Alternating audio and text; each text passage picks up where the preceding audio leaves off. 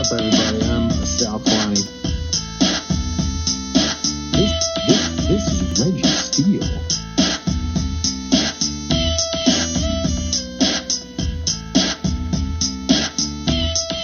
And welcome to Spitballin. Spitballin. What's up, everybody? I'm Salvatore Kalani Jr., and this is Reginald Steele. Ooh, he went with the government names today. And welcome to Spitballin, folks. He went with what's your middle name? I don't know if I want to give him my middle name. You didn't give it my whole first government name, my whole last name. They're gonna track you, bro. My middle name is Hughes, bro. Come on, Reginald Hughes Steele. That's cool, dude. Yeah, man. You should have just went as Huge Steele. That should have been your stage name. Hughes Steele. Yeah, just Hughes Steele. I can go up as Hughes. Yo, man, Hughes is coming to town. Hughes Steele. Hughes Steele. Did you say huge or Hughes? Hughes. Well, first I said huge, but then I went back to Hughes. That's so hard to say. Hughes as a first name. Yeah, Hughes. Like Reggie Hughes Steele. Hughes. Is that how you say it? Hughes. Hughes. That's my joint. But it sounds like Hues. Oh, like Hughes. Oh, like a Hughes, like the color. Yeah, Hughes. Like hue. Yeah. Nah, this is Hughes, bro. Hughes. So. Reggie Hughes Steele. That's dope. All right. Well, welcome to the podcast, Mr. Hughes. Yeah, man. Thanks. It's good to be here. Good to see you, bro. So real quick, this week I'm excited about today. We got a couple things on the agenda to talk about.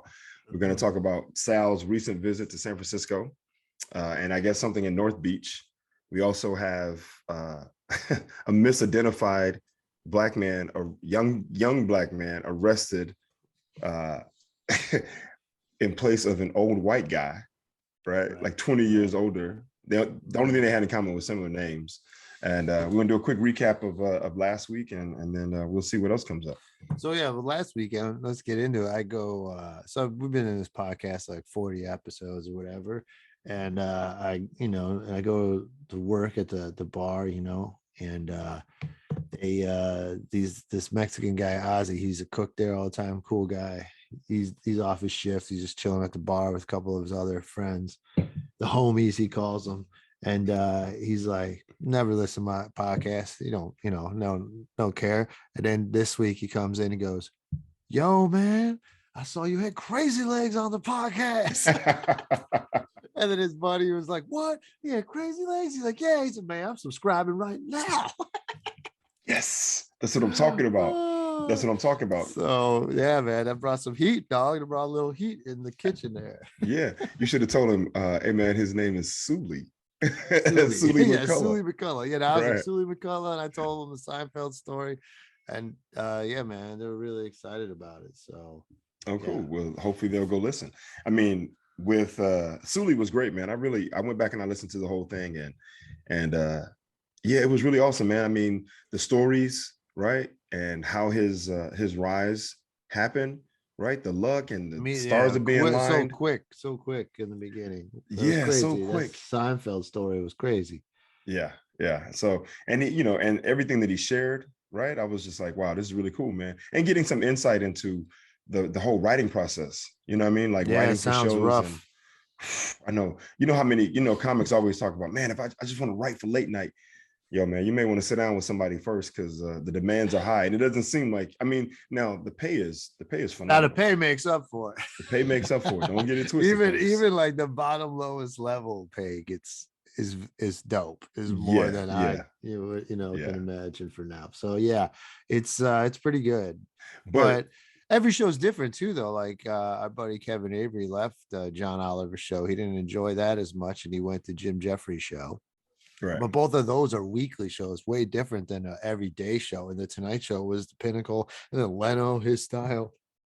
It's a whole nother thing, and writing for hours, trying to come up with jokes, combing the headlines, trying to find stuff, and every day. But those contracts are really short too, right? So that's true too. Like that's a lot of pressure too. Not even. He said like, I think was it 3 months, right? 3 months, 12 weeks. Yeah.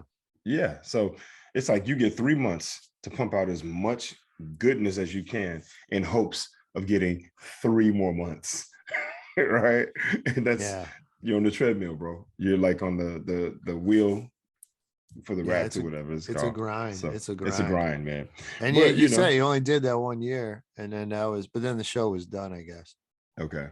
But yeah, man, listening to him share his stories and some of the encounters, the one with Chris Rock was pretty awesome, right?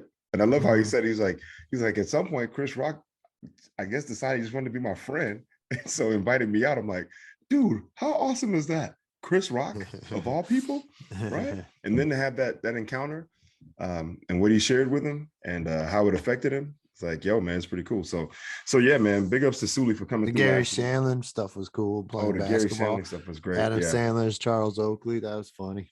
Yeah. I could see him bodying people up like that. Yo, but hold up though. I got to tell you, the part that really tripped me out, and he delivered on this one, was when he was talking about playing the character of Crazy Legs.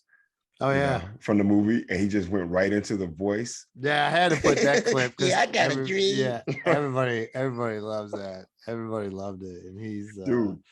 Yeah, no, it's cool when you see it become that character. Yeah, I mean, God rest his soul, John Witherspoon. That would be the equivalent to having John Witherspoon on the podcast, and at some point, John Witherspoon goes, "You got to coordinate. You got to, you got to." What do you say? He said, "You like my matching shoes and my belt? Like, you got to coordinate." What's that from? Oh, you don't know John Witherspoon and Boomerang? John Witherspoon. No, dude, if you do John Witherspoon, you have to do Friday. Well, you do Friday, but no. Every time I'm in the kitchen, you in the kitchen. I want some of them all the chitlins. Goddamn food. I want some of them hog mogs. I want some of them, whatever. Pig's feet.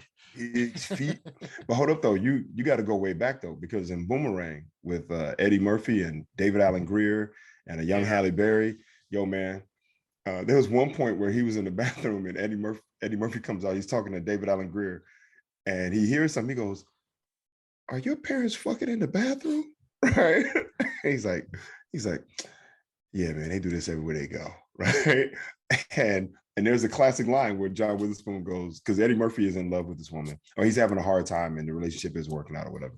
And John Witherspoon comes up to him, the character comes up and he goes, "Hey boy, so I hear some woman got you pussy whipped. You got to flip that around. You got to whip that pussy. Bang, bang, bang, bang, bang." Dude, it's classic, man. So anybody who's out there listening right now, for the old heads that's listening, they know what I'm talking about with Boomerang. And for the young heads who don't know, go check out Boomerang and just be prepared to laugh. Eartha Kitt, Eddie Murphy, David Allen Greer, John Witherspoon, a young Halle Berry, Layla Rashawn, young Robin Givens. Yo, man, it's a classic, Jude. I'm telling you, it's a classic, especially in the Black community. It was like, for us, like watching that movie as a kid, it was legitimately like this all Black movie, or all Black cast for the most part, with a couple white people, but they were set in corporate America. They had great jobs. They all looked good. They dressed well. They conducted themselves well. Like, it was like this vision of what the world could look like if Black people had, a fair chance to, to make their way into what was traditionally a white America, right? Corporate white America, high stakes, high incomes, nice high-rise hotels with great views. For the most part, you only saw white people in those positions. So to see Eddie in that position and for it to be funny, oh my God, you don't even know. Something else that was on, I was watching this week, another thing for the old heads, and Eddie Murphy's directorial debut, Harlem Nights, was on. And then Red Fox is so funny in that when he can't read the hey, dude. He can't see the dice. he's like 6. They like, man, that's 7. What you talking about? He's like, oh, okay, it's 7. All right. He's so good in that. Hey man. And Della Reese is so good in it. Della Reese, Red Fox, who else? Eddie Murphy, Richard Pryor, Richard Pryor, Arsenio's got it. Yeah, right? They killed my brother. Oh man, quick! You made me kill my boy, quick! What you doing with that little thing? But hold up though. One of my classic lines from that one, and I'm not trying to go vulgar here, but it's just a good line. There's a woman in the Della Reese, her character, she runs a brothel, right? Right. And they're trying to infiltrate this organized crime. Is it the same part I'm thinking about? Go ahead. Yeah, they're trying to infiltrate this whole organized crime situation, and they target this one guy, and she goes, "I got just the girl. They call her Sunshine, right? Yeah, right. They call her Sunshine. Why they call her Sunshine? Because the pussy so good, you throw it up in the air, it turn to sunshine, right?" Hey man, and he said it's so good it made a man change gods, right? Because there's a line where he was Catholic. The guy was Catholic, and he started dating her, and he converted to Baptist. And I think Red Fox threw out the line.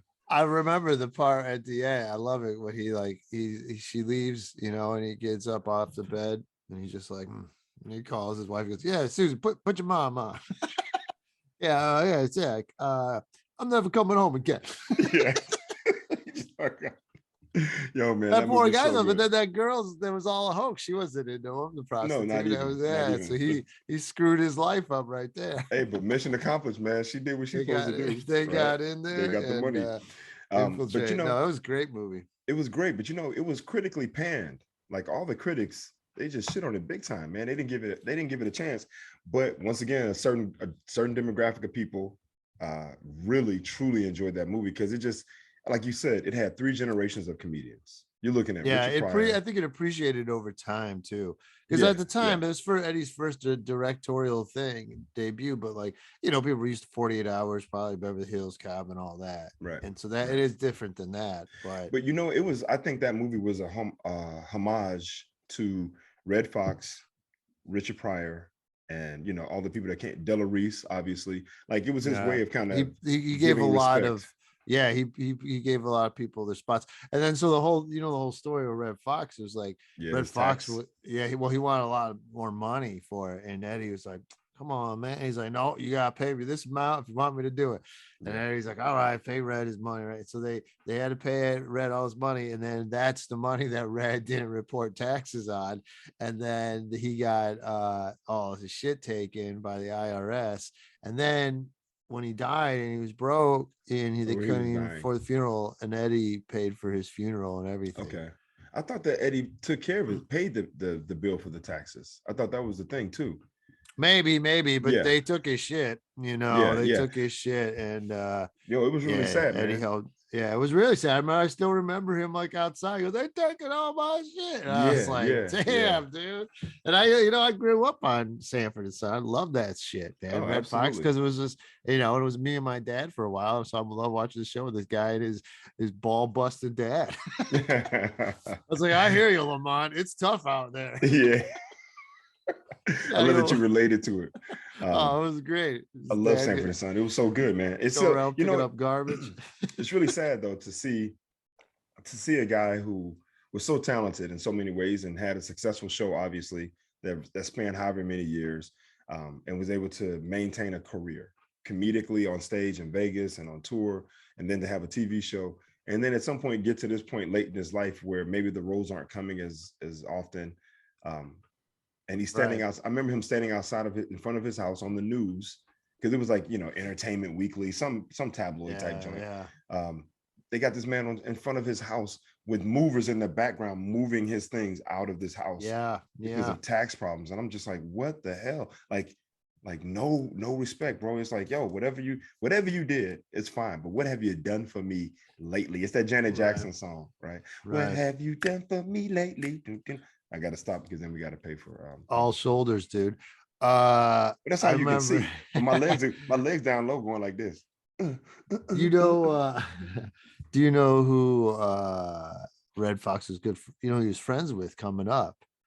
So they used to call, because he's like a redheaded guy, Red Fox, and they would call him Chicago Red. Malcolm X. Malcolm X was known as Detroit Red. Detroit and Red. so, and in the beginning, Malcolm X, I'm like, they were robbing shit once in a while, like that, like, well, he said they would hang out a lot, and then Malcolm X at the time, Detroit Red, was getting into more like burglary and shit, and that's what he Okay. got. And then that's where Red was like, "Nah, I'm out." And then that's where he got arrested and ended up going to jail and converting and all that, And but becoming Malcolm X. becoming Malcolm X. But before that, yeah, him and Red Fox used to fucking hang out, which is so crazy. Yo, that's crazy, man. I remember one of my favorite Red Fox jokes was he goes, hey, y'all better laugh it up, because I could be standing in the alley with a lead pipe, right? Knock you across your head, right? What was another one? Well, it doesn't matter, but I think that's really cool, man. It kind of shows how it's interesting how history plays out, right? Like Red Fox, Chicago Red, is hanging out with Detroit Red, who later becomes Malcolm X, and they're both together doing petty crimes, right? Robbing people, Right. And then things like Malcolm that. saw him afterwards, like once they're both changed, they still met up one before, and which is kind of cool, but yeah. And, You never know. I remember a good Red Fox joke was like, man, we were so poor that if I wasn't a boy at Christmas time, I'd have nothing to play with. That was good. That's great. He, and it's funny, man, because they used to talk about Red Fox being very, vulgar and dirty. But when you go back and you listen to his stuff, it was very, it was undercover. Like he never said anything outright. Oh, really? Yeah, no, it wasn't. It was vulgar in the fact that he insinuated a lot of things, right? Which at that time too was probably really dirty. Oh yeah, because he had this one joke where he's talking about there's a new soap coming out.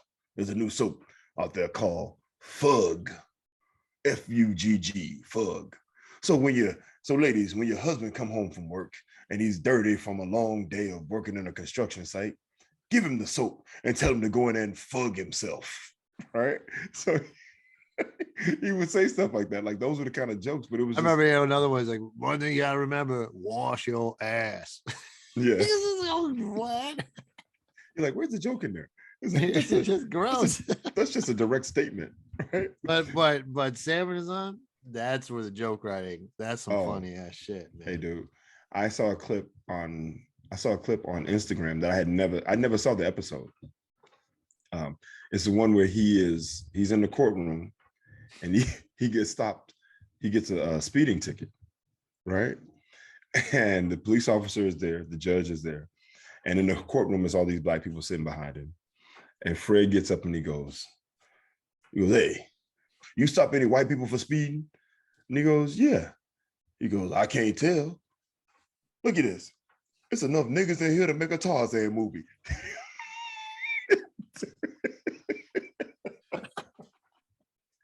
Yo, man, when he dropped the N-bomb, in the show, that joint cracked me up, bro. There's another one I remember, famous one. He was trying to date some girl, and there was the guy, dude, the bald head dude with the hair on the bald side, head dude, and he does the karate. And he's trying, he's trying to do the karate, and then he's like picking up the chair with one leg, and then what does Red Fox say about him? Red Fox said, "This nigga crazy."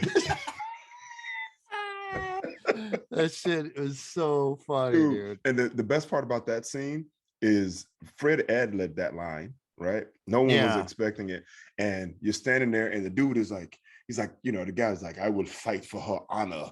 You want to fight me? I'm trained in the martial arts, right? He's going through his thing. And that guy's like a famous actor. I've seen him in a lot of stuff. I can't remember who he was. He was a famous classically trained theater actor, right? He did a lot of theater.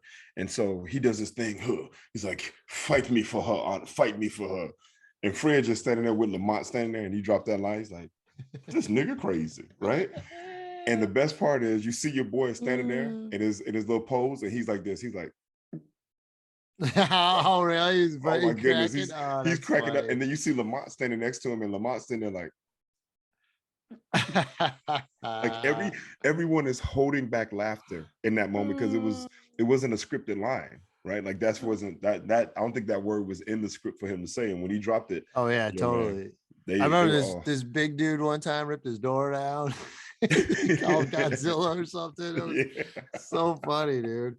I remember another one. Lamont was with his white woman, and they were rehearsing Othello. So they're in the house, and Fred comes up in, and he like looks in a window, and he's choking, and he's like, "Oh!" He's having a heart attack, and he's like, "I'm coming, Elizabeth," and we got a white woman coming with me. Oh man, yo, we should do a Sanford and Son marathon, bro. Like just Dude, it's start in the so good. I beginning. have the first 3 seasons on DVD. The first season is definitely like one of the best. That's the one Paul Mooney and Pryor were writing on. Okay. And it definitely, and then like, yeah, it definitely hit. And then Red Fox is a great story. He became the #1 show in America, beating All in the Family. And Carol O'Connor, who was the star, Archie Bunker, he was making a certain amount of money. And Red Fox, once he got the #1 show, was like, okay, I want to make $1 more than him. He's like, my show is now the #1. And he was like, yeah, I'm doing this for all, Black actors and people who come up after me. And they're like, no, we're not going to pay you. And he's like, all right. And he left the third season. And like the last 8-10 episodes, they have Grady take over, and it's not funny at all. Yeah, Like no. it's all about Red Fox, man. And then you had to pay him. And then he came back for season 4 and 5. But Dude, I remember those Grady episodes. You know what's funny about that too is that's legitimately like crossing a picket line. If you're an actor, like you got a guy who's kind of sticking his neck out on the line to help, with equal pay. Grady? Well, Grady, I think the whole cast. If now look, I know people want to get their money. It's hard. Yeah, that's the thing. And it's hard. like it's the exact same thing with Chappelle when Charlie Murphy and Donnell took over. You know what I mean? They're like, well, look, man, we got nothing, and now we have a regular gig, and you're walking away from it. I know you're the man, but hey, if these people are willing to pay me, hey man, I'm gonna tell you, they're gonna get hurt more than the star. You know what I mean? No, absolutely. And I'm gonna tell you right now, I remember seeing Chappelle in San Francisco. That's a funny joke. Yeah, and he was talking about, he was like, they did my show without me. They did. He goes, they did my show without me. They put Donnell and Charlie Murphy up there instead of me, right? And he goes, that's like trying to have a Cosby Show without Bill and Rudy and Vanessa. Yeah. Is running the show. Yo, man. I was sitting in the back room. I heard that joint. When I say the whole room started laughing, and I just butchered it. I butchered it terribly. Yeah, he just says that's just like the Cosby Show without Rudy or Vanessa.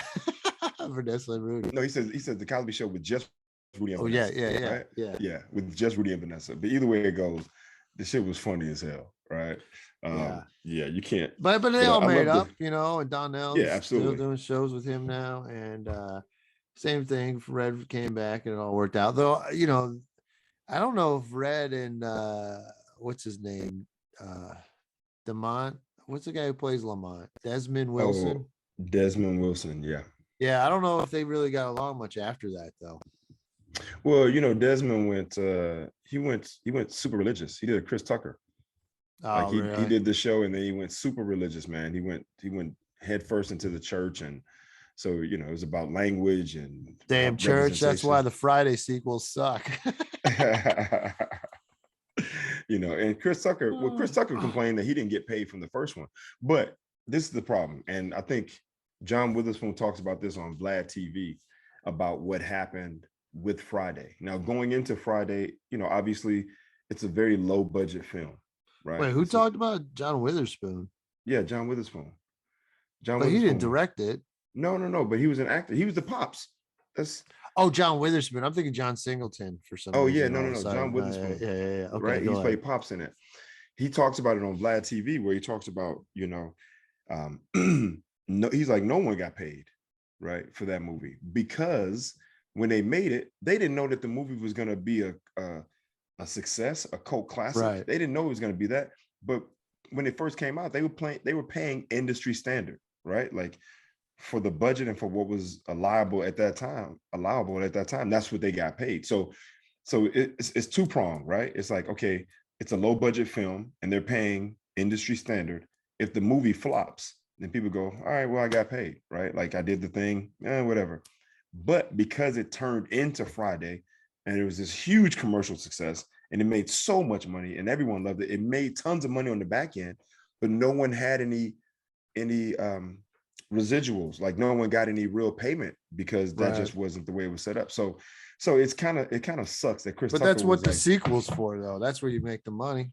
right. And Chris Tucker was like, I didn't get paid on the first one, so I'm not doing the second one. And then, you know, obviously Mike Epps stepped up and he did his thing and it was fine, Day.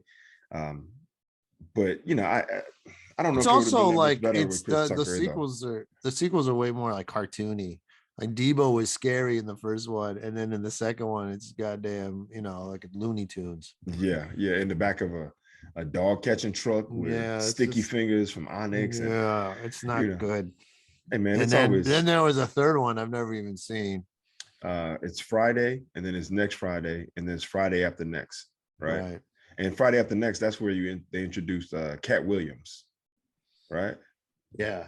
Yeah, and that one was a house party, and Cat Williams. There's the one where Cat Williams is in the bathroom. He's taking a whiz at a urinal, and what's his name? Big dude, black dude. You know, the one people say I look like. Terry Crews. Terry Crews walks in, right? He's walking in all buffed and looking at him, and he's, you know, he'd been locked up, and so he was kind of looking at Cat Williams like, yo, what's up, right? And Cat Williams is standing at the urinal, and he goes, working with a monster, right? He's like, it's occupied, working with a monster, doing this whole thing, and Terry Crews walks in with phone books taped around his waist, right? So he can't get shanked, right? And he's like, I'm trying to see what you're talking about.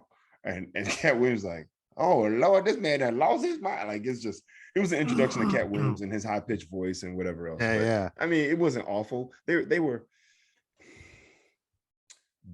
okay. Right? But it's like when you have the best one, you know what I mean? I mean, I love but Friday. Sal, That's in my top man. 10, man. Exactly, but no one knew there was going to be that. There was no clue. Chris Tucker, it was kind of this unheard of talent that, you know, a couple of people had seen on Def Comedy Jam. I saw his set and it was funny as hell. Right? Did you ever see his set on Def Comedy Jam? Yeah, and he was only 19 at the time. He was 19. doing Michael Jackson and shit. I remember it. Well, he was like, he had this one joke where he goes, man, I robbed so many people, I robbed my own mama, man. I said, lady, get your hands up. Get them up. Give me your purse. What you doing with pictures of me and my brother in your wallet, man? She said, Chris. I said, mama, damn. You shouldn't have been walking down that dog alley, man. That's a good impression, though. Thank you. Hey, I watched yesterday. Aziz Ansari has a new special on Netflix. It's only half hour. Dude, that shit he says about Ice Cube, though, getting a colonoscopy. He's like, this man. He's like, we're gonna put a tube up your butt with a camera, and he's like, he didn't care at all. I didn't question that at all. Right. But then you did hear at the end, he goes, that story is not true. Right?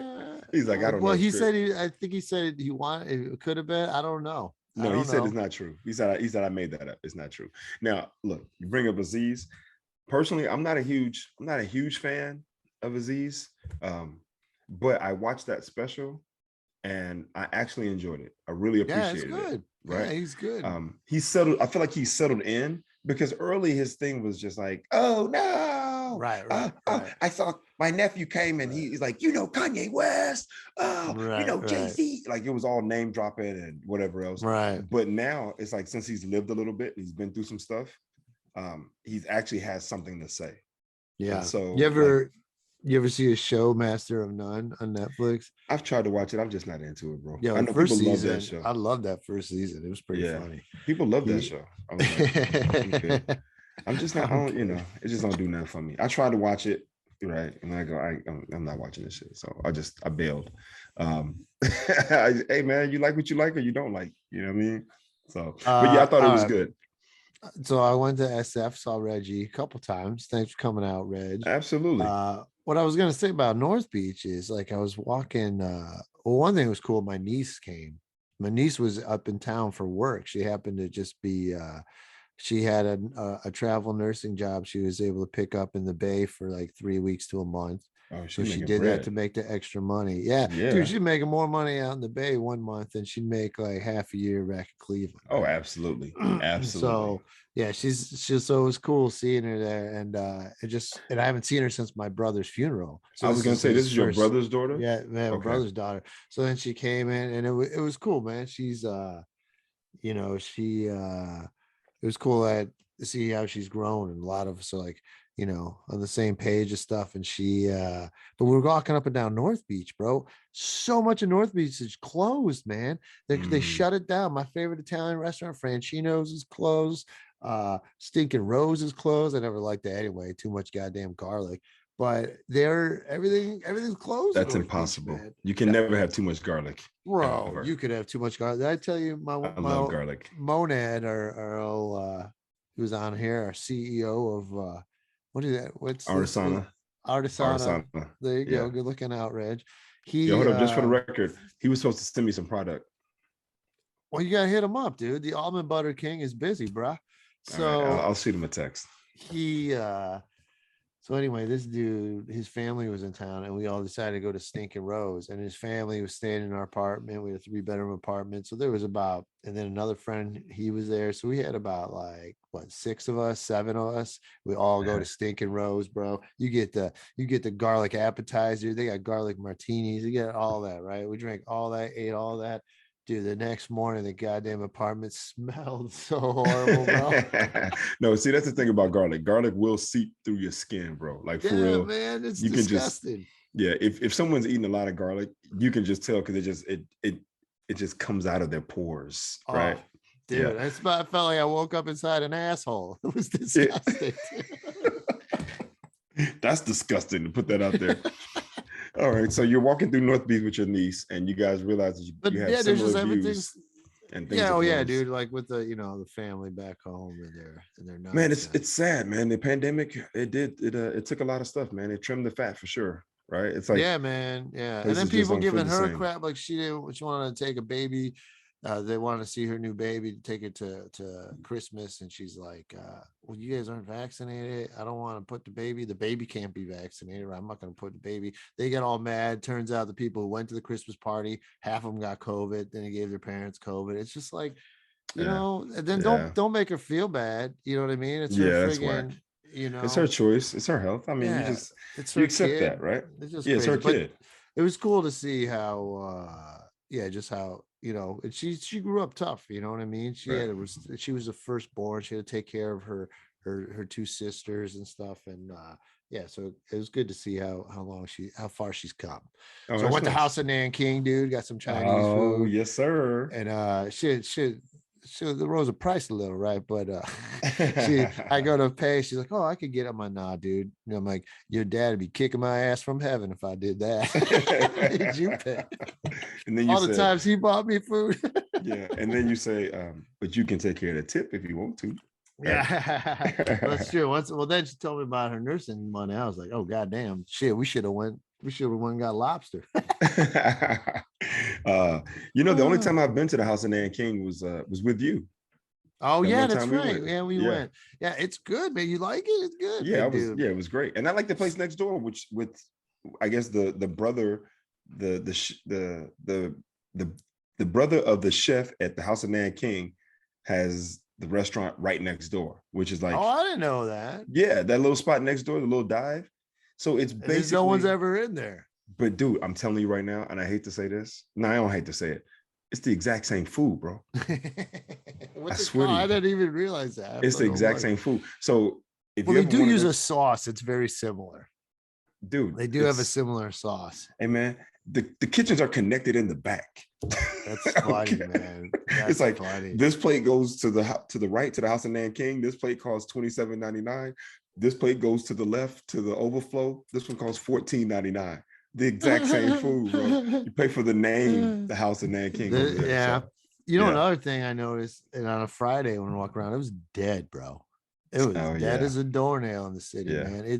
Now Saturday I was around there too, and it was a little more busy. But Friday, especially because the financial district's pretty much shut down anyway. Right. Like that was crazy, man. It's a different world. it's a different world. We live in a different world right now. We do. Yeah. And honestly, look, man, the industry I work in and the amount of people that I'm around like on a regular So basis. have you noticed a dip recently? Oh, absolutely. Absolutely. Yeah. And personally, I mean, it affects the company's bottom line, obviously, because it's, the less people, yeah. there's less money.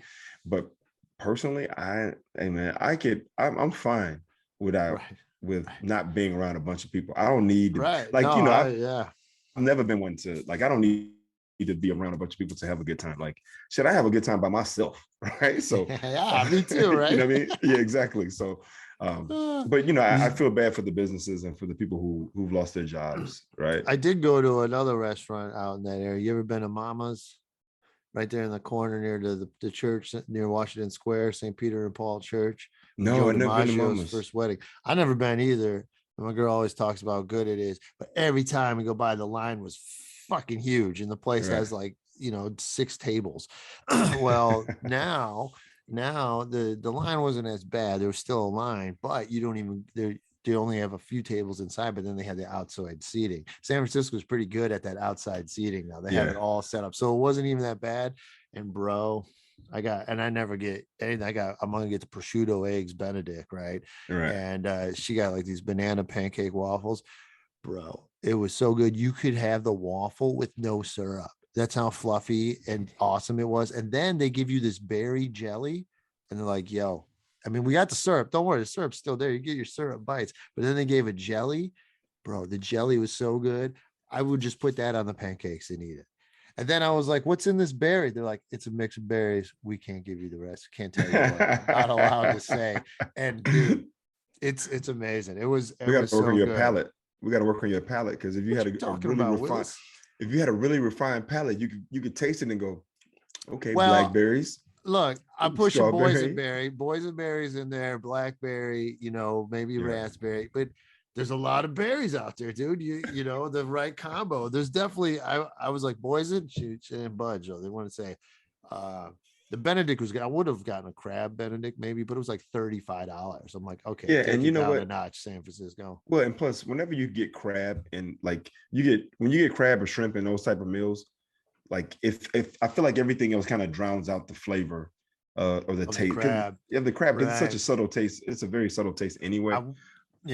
I'll say this: the prosciutto. I didn't like what they did to the prosciutto. They shredded it, so it was like very little shreds. I'm like, I like prosciutto, but the whole piece. I don't like the fat. It's too fatty for me. It's a little fatty. Yeah, it's a little fatty. I'm good on. You gotta have it's hit. You're right. It's hit and miss. It depends, but I never. That's the thing. I never make Benedict. You ever make eggs Benedict? I did it once. It's a pain in the ass, dude. Yeah. Like you have to. You made your own hollandaise sauce. Yeah. What you do is you take a yolk and you mix it and you heat it up for like 30 seconds. You can do it in the microwave, but it's gotta be careful if you do it in the microwave, because if you do it too much, then it's solid and you ruined it.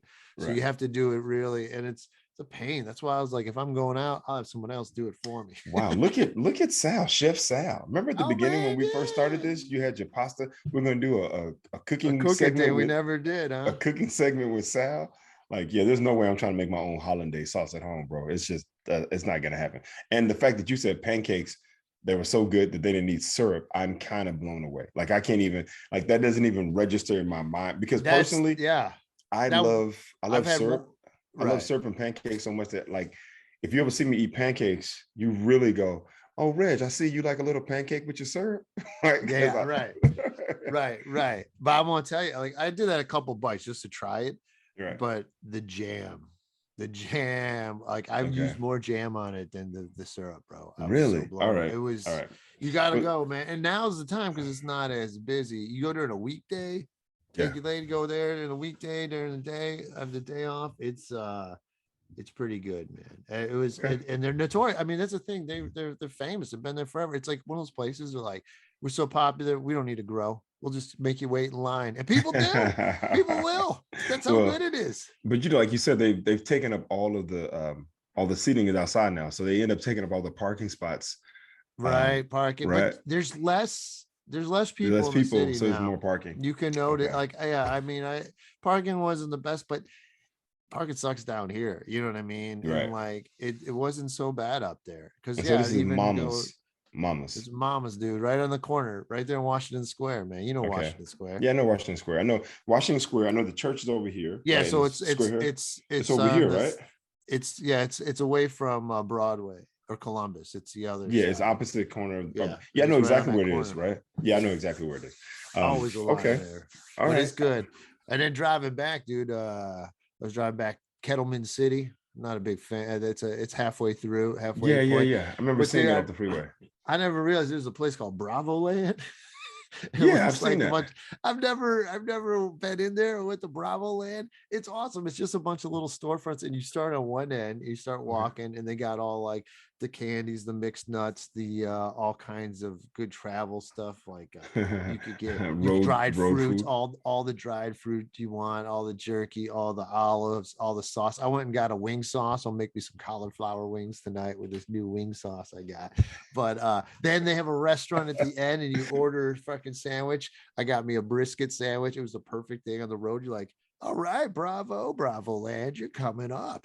Okay, nice. Because last time on the way up, we hit the In-N-Out, which is nice to have an In-N-Out once in a while. Right. But on the way back, I was like, what the hell is this Bravo Land? And woo, Bravo Land came up, man. And like Really? all kinds of, if you ever want knickknacks for people for souvenir crap, Right. they had everything. It just kept going. It was cool, man. I mean, all those little souvenirs, aren't they really just, and I hate to take, because it's going to sound like a Mitch Hedberg joke, but aren't those little souvenirs and little knickknacks, aren't they really just little gifts that you give to people and it's like saying, here, throw this away for me. Right? That's funny. I was working with Kellen and I was talking to him about, we were talking Mitch Hedberg, and I said a Mitch Hedberg joke. I was like, yeah, hear that great joke where he's like, yeah, I used to deliver newspapers. He's like, that's an interesting job. You could either go to 200 houses or 2 dumpsters. Oh man, you mentioned Kellen. It was great seeing Kellen, man. Yeah, man, he's great, man. Yeah, Kellen and I we'd worked together a number of times prior to the pandemic, and so it was good to catch up with him. There was one point where you were on stage and he and I were talking, and I was talking about having him on the podcast, and I guess you and he had already talked about it a little bit. Yeah, I just mentioned it probably. But he and I started talking about like his writing process, man, like the conversation that we were having in the green room. I promise you, dude, I was like, I wish I had recorded it because it was perfect for what we do. So yeah, I told him, I was like, yo, we're gonna have to get you on, man, because his approach, his writing style, his discipline, everything that's invested in how he goes about doing it, dude, it's phenomenal. It's really, he's so clever. He's really funny. He's so clever. And his ideas are very unique in the sense of like the things that he comes up with to talk about. Right. And so I kind of asked him, how did he come up with those things? And he told me what his process was. And interesting. Yeah. So we got to get Kellen on for sure. Speaking of guests, we also confirmed Nico Santos. Reggie putting in the work. Hey man, nice, Nico, Reg. Thanks, man. Nico Santos, who was on NBC's big super box store or whatever. Oh, you got to Superstore? get it right, dude. You're gonna fuck it up already. It's Superstore. Superstore, right? I know it's a big box store, but it's a Superstore on NBC, several seasons, and he and I actually, it's funny. He and I were co-headlining the Sacramento Punchline together right before that jumped off. Like I think he'd already auditioned and pretty much had gotten it, but this was right prior to before he started filming. And okay. And so it was really cool, man. I was really excited for him, really happy for him. And obviously, so he had Superstore on NBC, and then he was in Crazy Rich Asians. He was also in Paul Blart Mall Cop 2, I think. And he's a stand-up comedian and really funny guy, really great guy. I can't wait to have him. We got him slated for March 4th. So I was just coming adding it right now. That's yeah. So a month out, you gotta book the famous ones further out. Yeah, exactly. So it's gonna be really great talking to him, man. I can't wait to hear his story. Nico's a great guy, and we got some other guys on deck that we're thinking about. Some other people, some other friends of ours in the business. I'll pull up this race picture. So this was the news story we were talking about. All right, this shit is crazy. So this black man was mistaken misidentified, arrested, and held for 6 days in place of this white felon. Is it what, twice his age? Now hold up. Now, just for the record, I mean, let's look at the nose, right? The nose.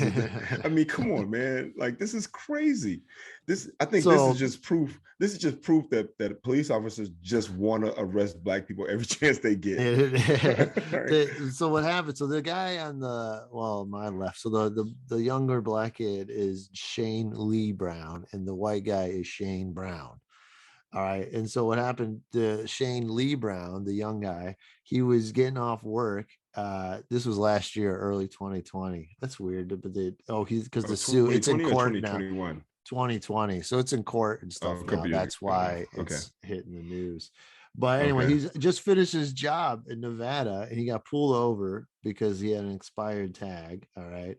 And he didn't have his driver's license. Gave him his name, his social security number, had his social security card. All right. And then the police were checking. They found the warrant for the other guy's name, Shane Brown. They didn't check middle names. They didn't check color of skin, date of birth. And then they just arrested this guy. Oh my God. And now they're saying, now they're getting sued, and they're like in a lawsuit. Well, he was rightfully arrested because he didn't have a license. But 6 days they held this dude. I mean, can they arrest you? Can they arrest you for not having your license? If you got proof of insurance, and then they can look you up and see that you have a valid driver's license. I don't know if they can arrest you. I mean, maybe they confiscate the vehicle and tell you to find a ride home, right? But I don't know if they arrest you, right, for expired tags. Dude, that's crazy, bro. And the other guy was arrested too at the time, but he was in a different jail. So they both were in jail at the same time, but they're in different entire cities. You know, the other guy got arrested in like Needles, California. So, but yeah, he's suing, and yo, man, rightfully so. Check the goddamn rest of the details. But Brown is a common last name. Yeah, exactly. I feel bad for this kid, man. But I'm saying right now, if I knew that I was completely innocent. Yeah, they take your freedom for 6 days? Dude, for 6 days. But I'm telling you right now, if I know I'm getting arrested for something that I'm completely innocent for, you know what my mugshot is gonna look like?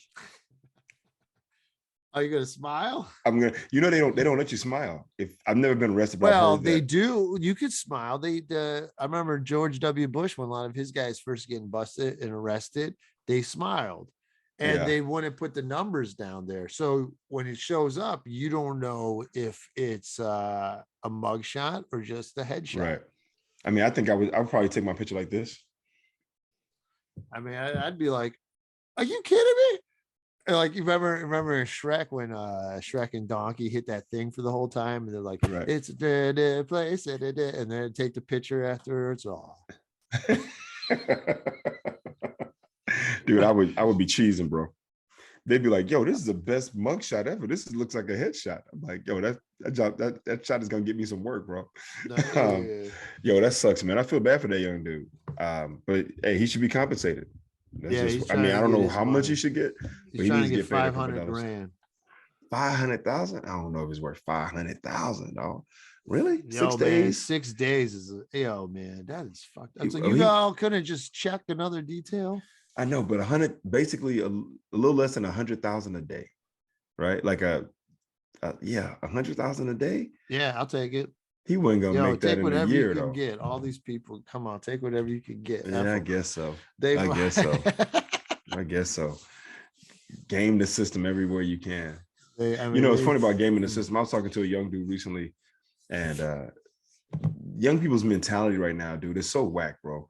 I swear to you, this guy, he's talking to me, and we're talking about hours and what's available. And I go, I would gladly take 4 hours of work over nothing, right? Like, ideally, you want to get 8 hours of work.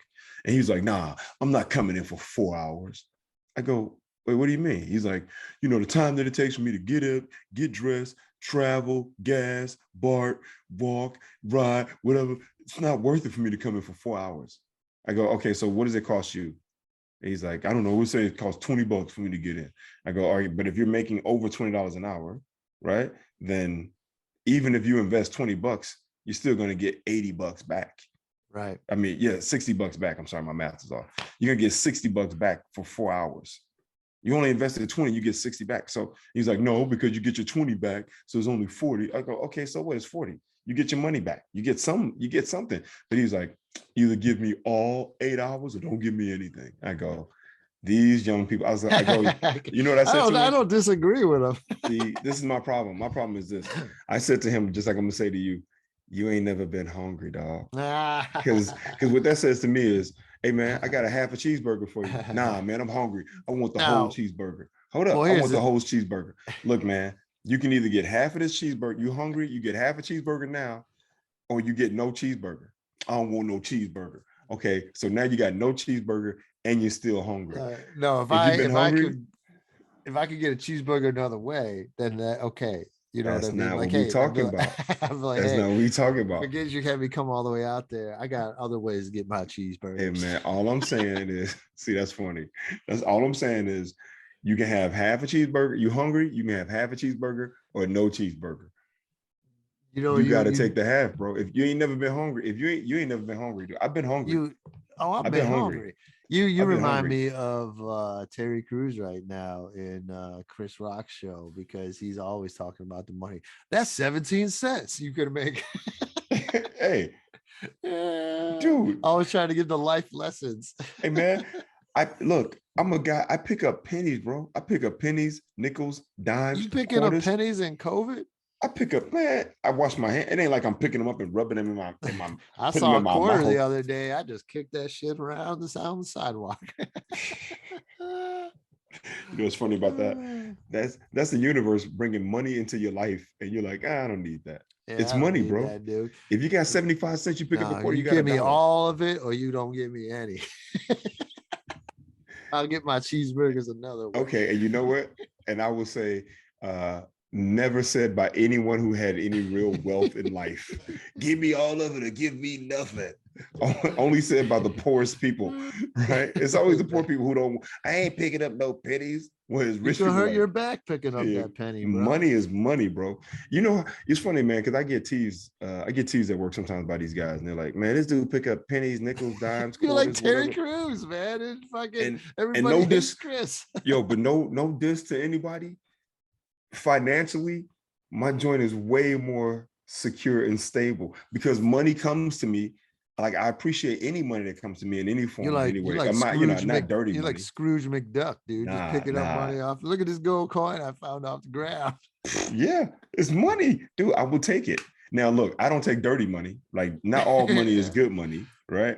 Well, if it's on the sidewalk, it's pretty damn dirty. Yeah, I set you up for that one. Nice. That was a lob. I was hoping you catch that one. Dude, see, this is the thing, man. I'm like, you have to be open, right? Because that money if money just coming to you, know how much, like, dude, I find money all the time. I was riding my bike one day. I found $60, right? I found 320s. And then I'm riding along. I passed a quarter. I was like, oh, I picked up the quarter. I find a nickel. I pick up a nickel. Dude, I left home with no money. I come back with $60.30. Right? I'm like, yo, this is crazy. I'm walking with one of my coworkers one day. We're just walking along. I go, yo, man, hold up. I walk over. I find $67. Where? Right? What is this? Dude, just different places. Pockets up there? Dude, different places. Another time, I'm leaving Trader Joe's one day, walking across the street, and I go, oh, wait, that's crazy. There's like $1 blowing, and I look up, and there's a 5, and then there's a 10 and a 10. Dude, I find $26. Right. So you just take that money and then give it to a charity, right? Because it's not yours. You're already financially stable. You just give that money off, right? Yeah, I give it to the Reggie Steele organization, the Reggie Steele fund that goes right into my bank account. I pick up the money, I go straight to the bank, and I go, can you deposit this in my savings? And then I transfer it to another account. What I'm saying, man, is you got to be open and receptive. Like, if you want money to come to you, you got to be open to it. Any denomination. Yeah, man, that's why I still take a gig up in the NorCal, and then I still have to get a rental car, gas money for that, drive all the way up, find somewhere free to stay. Exactly. It's the same thing. Yeah, exactly. I'm like, it's just, but it kills me, man. I'm like, there are people who ain't got shit, and they like, I ain't picking up that. That's beneath me. I'm like, dude, right, you're hungry.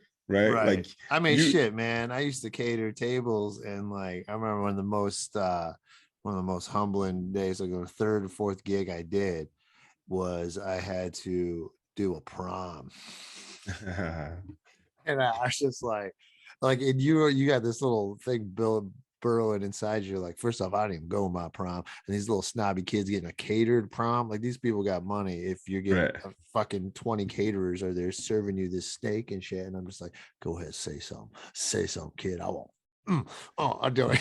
You better not disrespect me. Like, you're so it's so Dude, like, you're like, dude, you're- what am I doing? I'm serving these fucking high school kids. Dude, you kill me with that. Your anger is so misguided. Well, Right? at that time, it might have been, but I was pretty salty doing that game. You can't be mad at them because they These little rich, those like these are like those little fucking rich punk kids who wear their Trump hats and stare in front of a Native American man's face. oh. Oh my god, dude, you crazy. I was My talking buddy- to somebody. My Okay. buddy, his kid wrestles at high school, and they wrestle at school Okay. once a year, and he always tells me about it. He's like, yeah, they're going against the little Trumpers this year.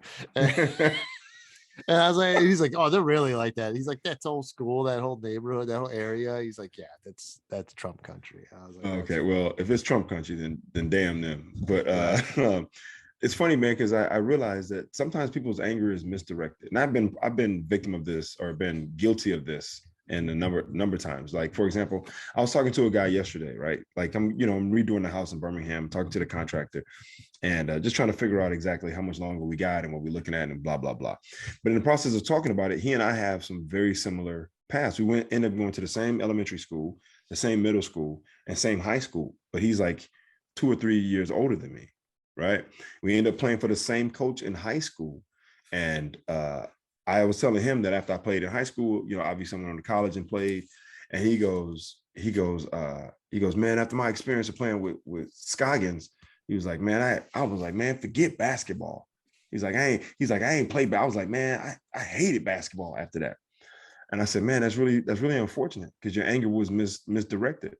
I said, because the game has never been mean to us. I said, when I left college, I had an issue with Ernie Kent. I didn't want to, after playing for Ernie for a couple of years, when I graduated, I was like, man, forget basketball. I'm playing basketball. Basketball sucks. And then I didn't play for a while, and eventually I did play again after I realized what was going on. But the anger was misdirected because it's not the game. The game has always been good to us. You don't get mad at the game. You get mad at the person who mishandled the game, right? So in his frustration and his anger, it prevented him from doing something it prevented him from continuing to do something that he loved to do, which was play the game, because he had a bad experience with the person who was managing it. You understand? And the only person that's hurt in that situation is him, because Scoggins kept on coaching. He coached me, and then he coached for years after I was gone. And then here's this person, like, time passes and he loses the ability to be able to play the game that he loved. So then there's that part of it, it's like, man, hold up. Who was hurt by this? With my anger being misdirected, who did I hurt more? Did I hurt him, the guy who continued to coach? Right. Or did I hurt myself as the person who didn't continue to do something that I loved? Right.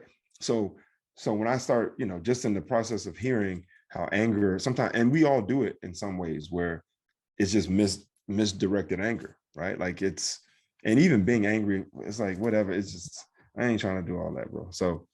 And now Deep Thoughts with Reginald Huge Steele. Reginald Huge.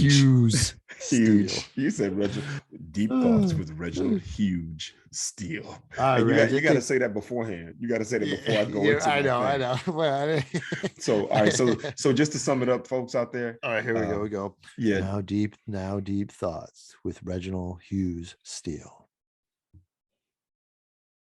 Folks, when you're out there and you feel that anger starting to build, take a moment, take a deep breath, and breathe deeply through the nose, out of the mouth. Count to 10 backwards, or count backwards from 10. Relax and understand that it is better to lead with love than with anger. You get more flies with honey than you do vinegar. And I don't know. But why that basketball coach did fuck up your career, that motherfucker. And that basketball coach that was mean to you. Don't hate the game, hate the coach. Yeah, man. All right. Sign us. Did we cover everything? Times. We talked about Sully. We talked about the misidentified young black kid, North Beach. I think we hit all our marks. Talked about you and the comedy Did stage. you like how I shortened the song last week? It was great. Yeah, It was great. Good. Because before that, It was very long after a while. I get it. yeah, I didn't want to take too much of Joe's creativity out of it, but yeah, no you're right. doubt. It's a short thing. I get it. Yeah. Appreciate your work, Joe. Do appreciate you, bro. But we need to we needed to shorten that intro.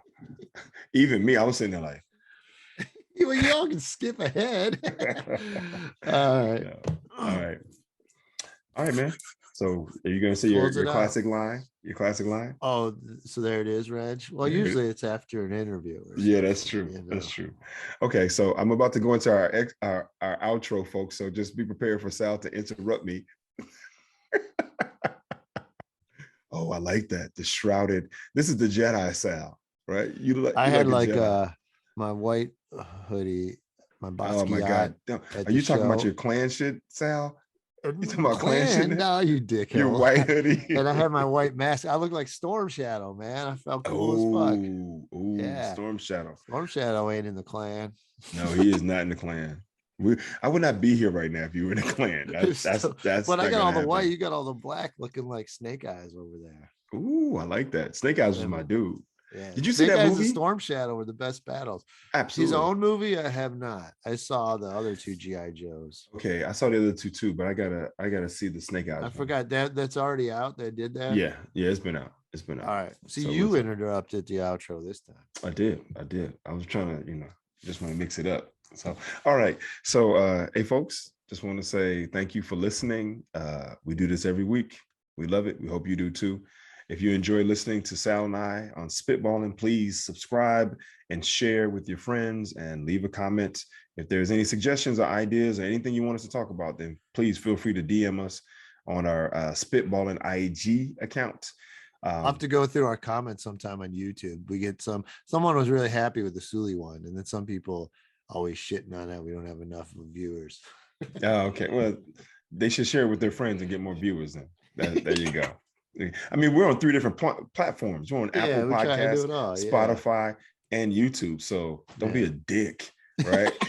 It's like, geez, we're getting views in 3 different places. If it was just one spot, then obviously, whatever. Who are these people? I'll go check it out. But that's beside the point. The point being this is we enjoy doing it. We hope you do too. You enjoy it. Please keep listening, subscribe. And Sal's going to put up a Venmo at some point. And we're going to come up with some spitballing merch, and we'll see what happens. But all right. We'll see you next week. That's Sal Kalani. I'm Reggie Steele, and this is Spitballin. Peace.